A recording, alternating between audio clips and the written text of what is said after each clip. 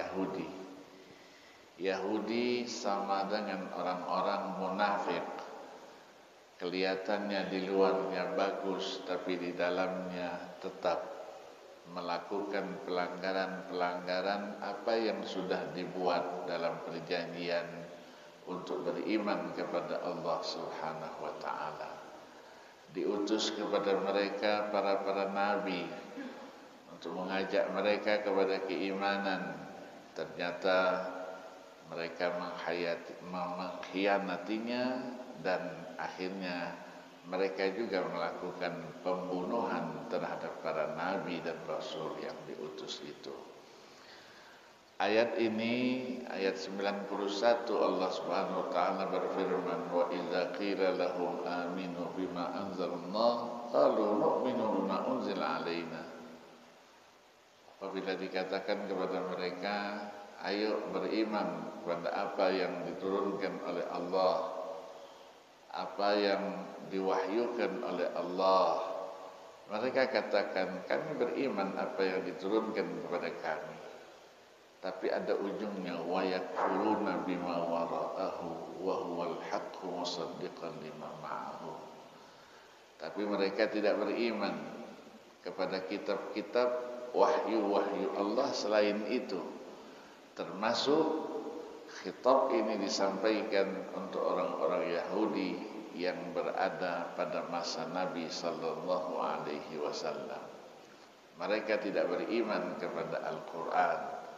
Mereka tidak percaya kepada Al-Quran, apalagi untuk melaksanakan pesan-pesan yang ada di dalam Al-Quran itu sendiri.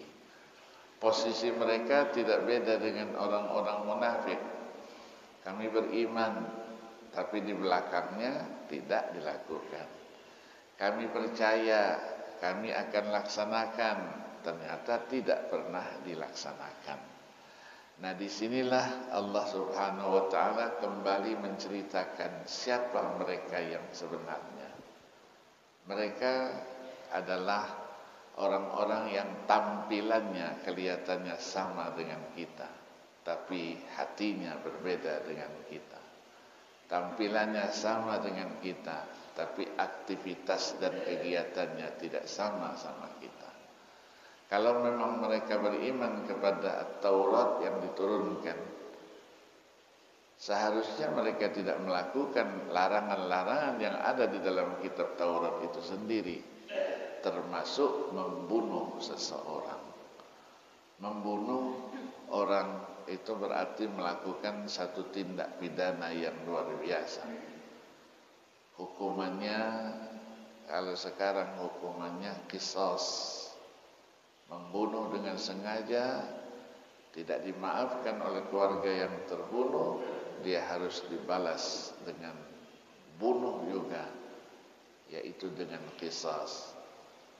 Kalau di negara-negara Arab itu dipenggal lehernya dengan pedang, karena ada sabda Nabi, la qawada illa bisayf, tidak ada pelaksanaan hukuman itu melainkan dia dengan pedang.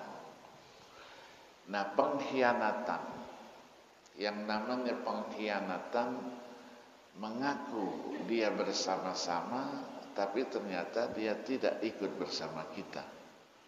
Nah, pengkhianatan juga, apalagi pengkhianatan terhadap agama, terhadap negara saja, itu hukumannya qisas. Ya, kita mendengar kemarin itu beberapa hari yang lalu di Arab Saudi itu ada 2 orang tentara dieksekusi. Kenapa? Karena mengkhianati negara. Nah, negara dikhianati aja dibunuh, apalagi agama dikhianati, apalagi melakukan pembunuhan terhadap utusan-utusan Allah Subhanahu wa taala. Berapa banyak para nabi dan rasul dibunuh oleh mereka. Seharusnya tidak demikian. Kalau mereka beriman kepada kitab-kitab yang diturunkan oleh Allah, apapun nama kitabnya, itu adalah wahyu Allah. Pesannya antara lain tidak membunuh orang lain. Karena membunuh ini tindakan yang sangat biadab. menghilangkan nyawa orang, apalagi yang dihilangkan nyawanya para nabi dan rasul, ya pasti laknat Allah Subhanahu wa ta'ala kepada mereka. Nah, mereka tidak beriman kepada Al-Quran, padahal Al-Quran itu wahwal haqqu musaddiqan lima ma'ah. Quran itu adalah kebenaran, diingkari kebenaran yang membenarkan apa yang pernah diturunkan oleh Allah sebelumnya. Maka di dalam awal surah Al-Baqarah itu ketika menyebutkan siapa orang-orang yang bertakwa itu, ayatnya walladzina yu'minuna bima unzila ilaika wa ma unzila min qablik. Beriman apa yang diturunkan oleh Allah kepada Nabi Muhammad SAW, dan beriman juga apa yang diturunkan sebelumnya. Itulah kitab-kitab Taurat, Injil, Zabur, dan lain-lainnya, Suhuf Ibrahim. Semuanya itu adalah wahyu Allah Subhanahu wa ta'ala. Melaksanakan ajaran-ajaran yang ada di dalam kitab-kitab suci itu, Allah Subhanahu wa ta'ala di sini walladzina yu'minuna bima unzila ilaika wa ma unzila. Tidak diulangi lagi wa yu'minuna bima unzila min. Apa rahasianya? Kewajiban kita menjalankan isi dan kandungan Al-Quran, mengenai kandungan dari kitab-kitab sebelumnya yang disebut dengan istilah syar'u man qablana, syariat-syariat sebelum kita dalam kajian ilmu usul fikih. Kalau dulu ada, kemudian dijelaskan oleh Al-Quran dan hadis juga ada, wajib kita laksanakan. Itulah salat, wajib kita tegakkan. Dulu juga ada perintah salat, walaupun tata caranya berbeda, waktu pengerjaannya juga berbeda. Termasuk kemarin itu haji korban, ya, korban itu juga syar'u man qablana. Maka Nabi katakan dhahu, kata berkorbanlah kamu, fa innaha min sunnati abikum Ibrahim. Karena berkorban itu sebahagian daripada sunnahnya Nabi Allah Ibrahim alaihi salatu wassalam. Jadi Al-Quran itu adalah huwal haq. Hak itu artinya kebenaran. Kebenaran maksudnya tidak ada keraguan sedikit pun, karena diturunkan oleh Allah Subhanahu wa ta'ala. Maka di dalam awal surah Al-Baqarah itu zalikal kitabu la raiba fihi. Tidak ada keraguan sedikit pun di dalamnya. Nah, mereka tidak mengakui itu. Padahal yang diturunkan oleh Allah kepada para nabi-nabi yang diutus kepada mereka, wahyu Allah yang diturunkan kepada nabi-nabi sesudah mereka, termasuk Al-Quranul Karim yang diturunkan kepada junjungan Nabi besar Muhammad SAW, mereka tidak percayai, mereka tidak imani. Kitab yang diturunkan kepada mereka saja mereka katakan kami beriman, sebetulnya tidak. Kami akan melaksanakan ajaran-ajarannya, ternyata tidak. Semuanya isinya adalah pengkhianatan. Ngaku iya, tapi sebetulnya tidak. Maka Allah Subhanahu wa ta'ala jelaskan di sini, qul falima taqtuluna anbiya Allah. Kalau kalian beriman kepada kitab yang kalian diturunkan kepada kalian, kenapa kalian membunuh para nabi-nabi itu? In kuntum mu'minin, kalau kalian itu betul-betul orang yang beriman. Orang yang beriman pasti dia harus menjaga hubungannya dengan Allah dan hubungannya dengan sesama. Apalagi nabi yang dibunuh, sesama kita saja tidak boleh membunuh. Ya, itulah yang dalam kajian hukum Islam disebut dengan fikih jinayat. Ketika kita menjaga apa yang perlu kita jaga, nyawa kita perlu lindungi. nyawa perlu dilindungi, kemudian agama perlu dilindungi, akal perlu dilindungi, keturunan perlu dilindungi. Semuanya ini menunjukkan bahwa Allah tidak akan mensyariatkan sesuatu melainkan sesuatu itu kembali kepada kita sendiri. Itulah yang disebut dengan maqasid syariah. Kita membunuh seseorang, Al-Quran jelaskan sama saja kita membunuh semuanya. Membunuh satu orang berarti menghilangkan nyawa. Menghilangkan nyawa berarti kita menghilangkan sesuatu yang harus kita pelihara, yaitu hifzun nafs.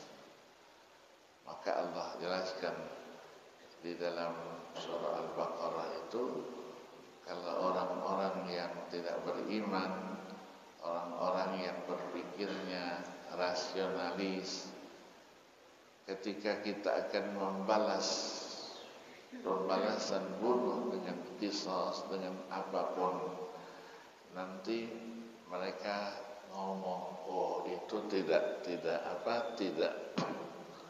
sesuai dengan kehormatan, tidak sesuai dengan hak asasi manusia dan lain-lain sebagainya. Pertanyaannya, ketika dia membunuh itu, apakah dia memelihara hak asasi manusia? Dia membunuh, setelah itu dihukum dia harus dibunuh, baru ada bicara. Kenapa harus dibunuh? Bebaskan saja, ditahan saja, tidak harus dipenggal lehernya. Pertanyaannya, kenapa dia pada awalnya membunuh orang? Maka itulah pembalasan Allah di dunia, ya, termasuk hukuman yang lain yang disebut dengan hudud. Mencuri potong tangan, kenapa harus dipotong tangannya? Ya, itu namanya melanggar hak asasi manusia.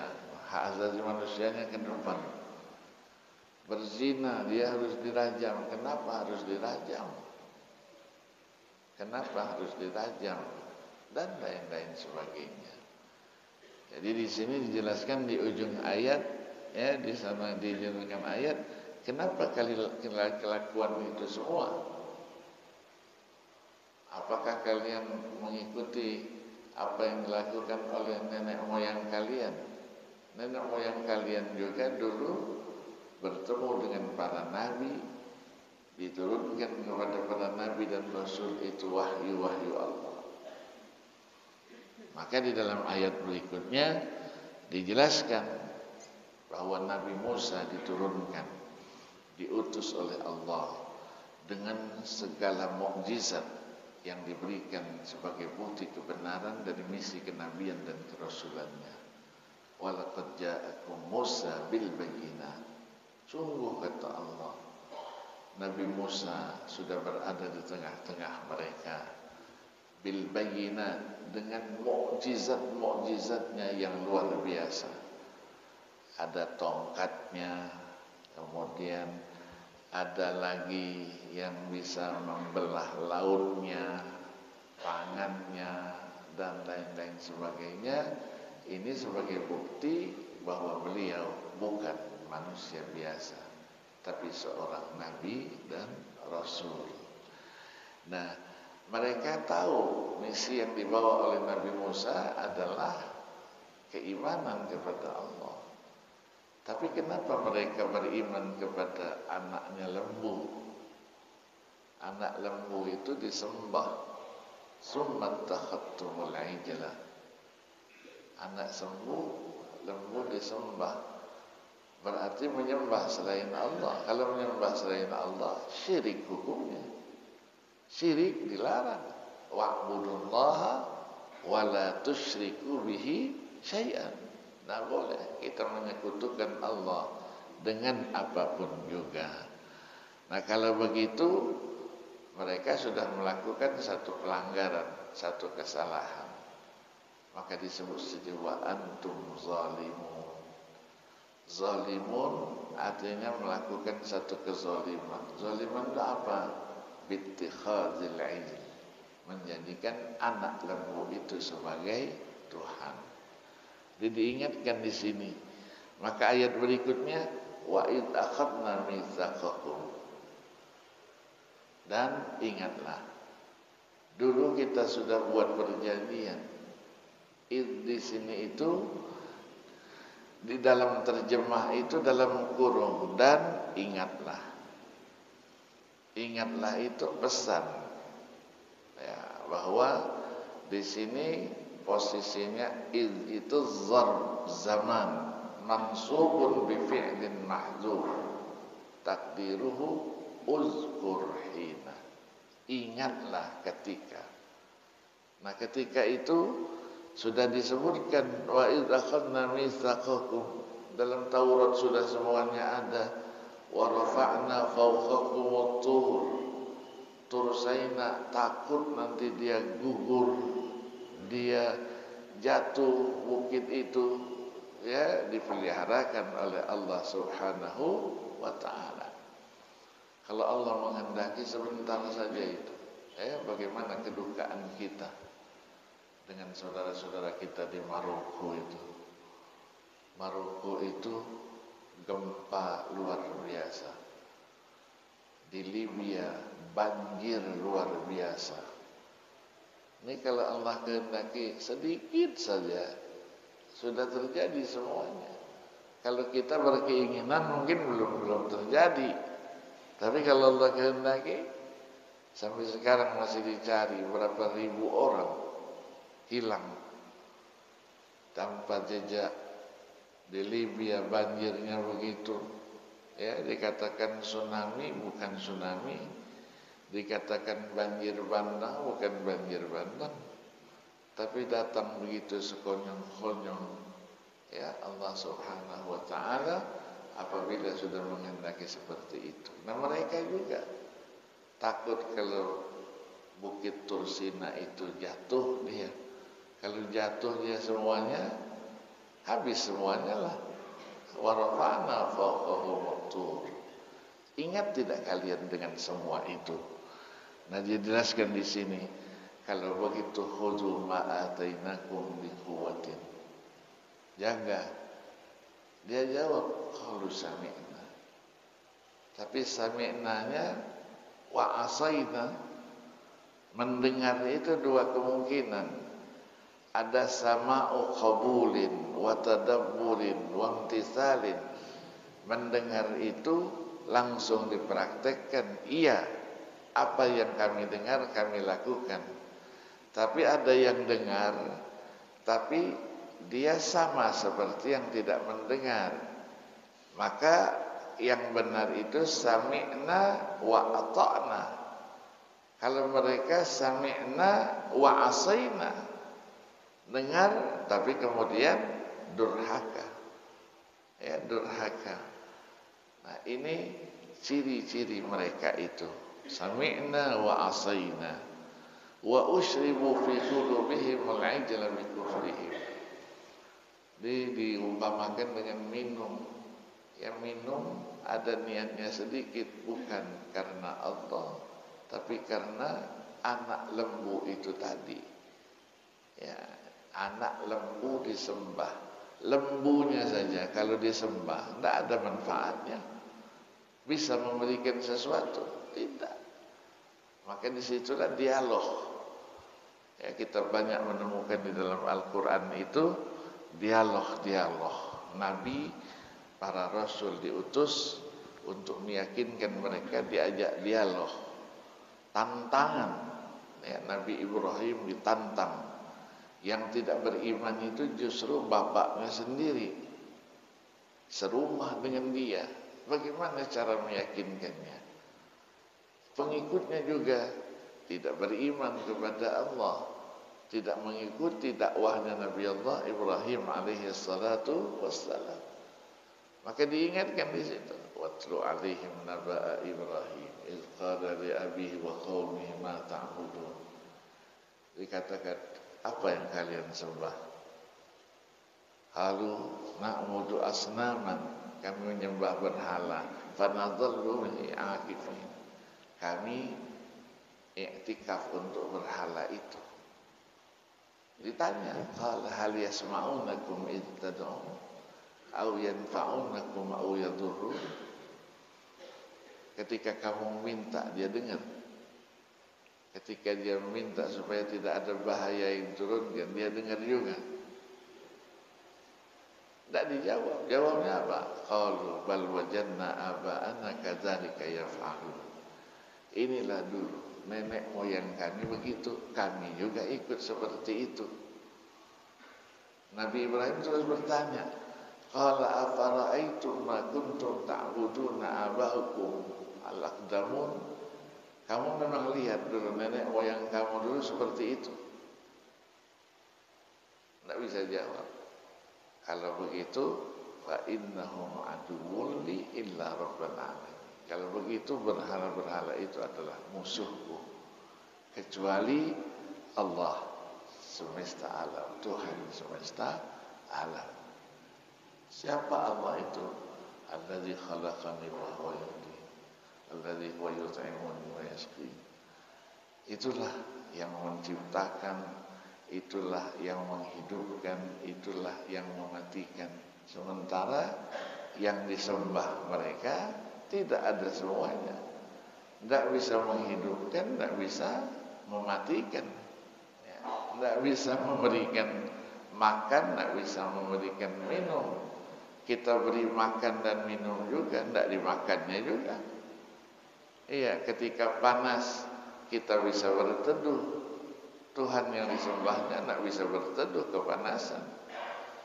Kehujanan kita bisa lari, menyelamatkan diri, dia tidak bisa. Kenapa kalian lakukan itu? Nah, di sinilah dijelaskan mereka mengaku sami'na tapi wa'asayna. Kami mendengar tapi kemudian kami durhaka, kami tidak kerjakan. Kalau kita sami'na wa ata'na, mendengar langsung dikerjakan, ya, bukan ya ditinggalkan. Maka di sini disebutkan qul bi'sa ma ya'murukum bihi imanukum in kuntum mu'minin. Kalau begitu alangkah jeleknya yang kalian lakukan itu. Masa kalian mengaku beriman kepada Taurat, tapi justru bukan menyembah Allah yang menurunkan Taurat itu. Yang disembah adalah anak lembu. Ya, anak lembu. Apalah kekuatan daripada anak lembu itu? Kalian mengaku itulah yang dilakukan para orang tua kalian. Kalian juga tidak menyaksikannya. Kalian tidak melihatnya langsung. Katanya, konon kabarnya, menurut ceritanya. Sementara kebenaran itu bukan dengan prasangka. Kebenaran itu sesuatu yang pasti. Maka disebutkan di sini, maksudnya apa? Maksudnya adalah nenek moyang mereka, aba'uhum.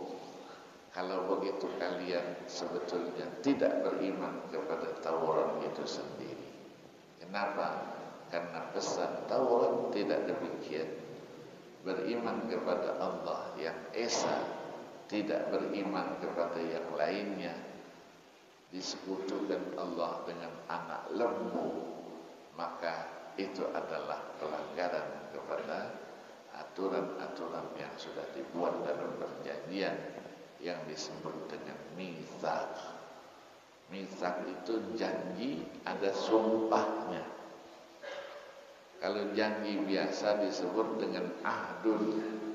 Kalau mitsaqun, janji yang ada sumpahnya, maka pelanggarannya lebih berat. Ya, pelanggarannya lebih berat. Maka di sini kalian sebetulnya bukan orang yang beriman. Kalau begitu kalian juga adalah orang-orang yang mendustakan Nabi Muhammad sallallahu alaihi wasallam. Jadi ketika dihadapkan dengan orang-orang Yahudi, kalian seperti itu. Kalau seperti itu berarti kalian tidak beriman dan mendustakan Rasulullah sallallahu alaihi wasallam. Ini sifat-sifat orang Yahudi yang tidak perlu kita ikuti. Maka sering kita nyebutkan kalau orang suka bohong, suka melanggar perjanjian dulu sudah dibuat, kita terus katakan kamu memang Yahudi. Mengambil ini, kamu memang Yahudi. Diajak, iya, tapi kenyataannya tidak begitu. Dasar kamu Yahudi betul. Jadi melekat dia. Ya, tradisi itu akhirnya melekat. Nah, apa beda dia Yahudi dengan munafik? Sekelaslah dia. Oh ya, sekelas. Orang munafik kami beriman, tapi enggak. Yahudi juga begitu, beriman enggak? Beriman. Oh, kami juga punya kitab, tapi ternyata tidak dilaksanakan. Keimanan itu hanya sekedar keimanan dengan lisan saja, tidak dibuktikan dengan perbuatan yang disebut dengan istilah asaina. Itu artinya pelanggaran, kedurhakaan kepada Allah Subhanahu wa ta'ala. Maka orang Yahudi sejak dulu sampai dengan masa Nabi Muhammad SAW itu adalah orang-orang yang melanggar perjanjian, tidak memenuhi apa yang sudah dijanjikan, tidak juga melakukan apa yang disebut mereka sebagai orang-orang yang mengikuti Nabi Allah Musa alaihi salatu wassalam.